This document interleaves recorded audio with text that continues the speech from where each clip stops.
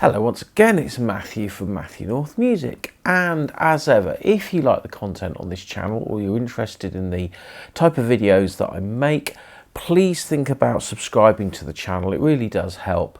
And if you like this video, please click the like button, and if you want to be informed on what's coming up or any new videos, click the little bell icon and then you'll always be notified when there's a new video. Now today I'm going to talk about something that's been in the news. Now, I wasn't going to talk about this until I looked at the numbers. Now, I'm being very old-fashioned here, and I've actually printed it out. And this was on the Sky News, but it's been all over the place. It was actually just before Christmas. And the headline basically reads, "Vinyl sales overtake CDs for the first time in 35 years, and the best sellers might surprise you." Okay. That, in some ways, seems like an interesting headline. Vinyl's overtaken CDs. But then you think, okay, how many new decent turntables have been sold this year? How many people even have a turntable? How many people use records like they did before the vinyl revival? Well, that aside for 1 minute, if I go to the next page, now I could just show you this on a screen grab, but that wouldn't be any fun in that. And it's this bit here, and it reads, UK record sales have been rising for the last 15 years, reaching £116.8 million this year. In comparison to CD sales stood at 98.3 million. Now, does that to you sound like they're selling more records? This is saying vinyl sales overtake CD. This is saying vinyl sales have taken more or less £20 million more on the till than CDs. But they haven't sold more records than CDs, have they? Why do you ask this? Well, I'll tell you. A CD will cost you, full price, approximately £10. But there's a caveat to this, and I'll mention that in a minute. So CD is £10. An LP, well, it depends where you buy them. If you go into HMV, you can pay £40 for an LP. A Beatles reissue will cost you 37 quid in HMV. New releases, some are a bit less, but it's between 25 and £30, sometimes bubbling over. Go to somewhere like Amazon, it's more like 23, 24, up to about 30 on average. But I'm going to be generous, and I'm going to say an LP is £25. Okay, so the LPs, 116.8 million. I do apologise for my scrappy writing, and you can't even see it, but I'm going to hold this up in a minute. And the CDs were 98.3 million. So we're going to write that down. 98.3. So there we go. There's our maths. Now then, I've got my calculator here. Because, you know, I know sometimes people don't trust maths. So if they've taken £98.3 million on CDs, that is 98.3 million divided by the £10 purchase cost equals 9,830,000 CDs. So that's 9.83 mil. Now our LP, as I said, it's an approximation, and there's some other numbers that I'm going to throw at you as well on this fact.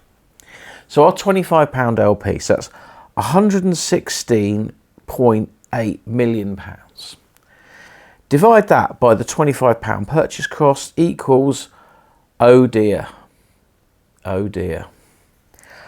4.672.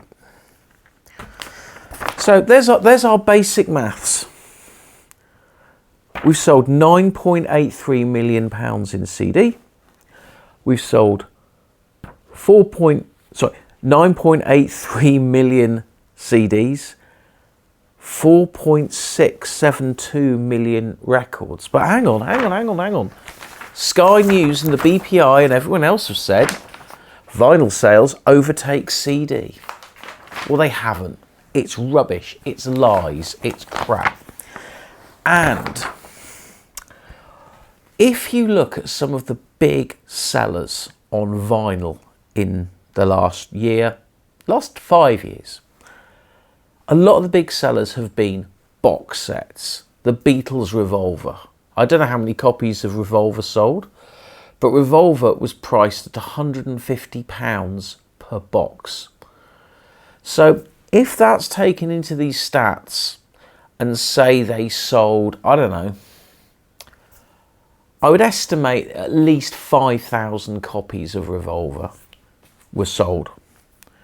So if we've got 5,000 times the £150, that's nearly £1 million just on that one title. And then you add the single album release, you then add the picture disc version, as I think they did for Record Store Day. You know, that £1 million of that could just be on the Beatles Revolver album. Now, yes, Taylor Swift sold something like 80,000 vinyl albums, which is quite an extraordinary figure, but that does not tally up with this. Now, if you go onto Amazon, I've just had a look. Have a look yourself. Look at the top selling CDs. And you'll find very few CD albums are priced at £10. They vary a lot on Amazon. And Amazon is where an awful lot of people buy their music from.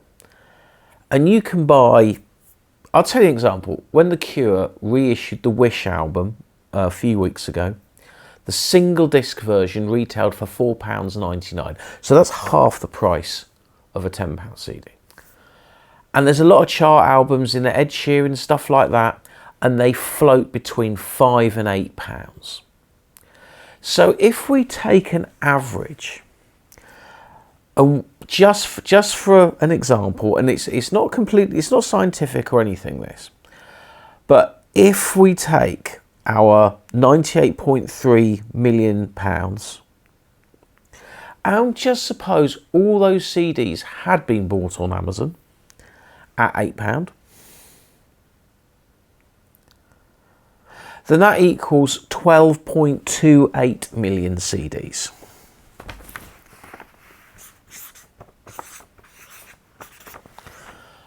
That's a lot of CDs. But then there's a lot of new CDs that are below a fiver. You see tons of CDs out there for $3.99, $4.99. I bought a Daryl Hall John Oates CD, brand new, on Amazon the other day, compilation, £3.70. Because I still had a Prime account going, because they tricked me into it, that CD came with free delivery, £3.70. Now, with the vinyl, yes, there's a lot of cheaper vinyl albums out there. People like Not Now Music, they can produce good reissues of old albums, particularly blues albums, jazz albums. Our favourite album that we've been talking about on this channel recently, A Kind of Blue by Miles Davis, I think they're doing a version of that album on vinyl for something ridiculous like about $11.99. So they are cheap, but there's more albums in the higher price range than the lower price range. As I said, there's all the box sets, the David Bowie box sets, the Beatles box sets, the Rolling Stones box set. There's a new Stones in Mono box set coming out. It's about 300 quid. It's got 18 albums in it. Well, that's not a bad price, to be fair. But there is huge amounts of high price product. The Depeche Mode 12-inch single box sets, they put one of those out every year. That's bound to sell 5,000 or 10,000 copies. So I do think these numbers are absolutely skewed.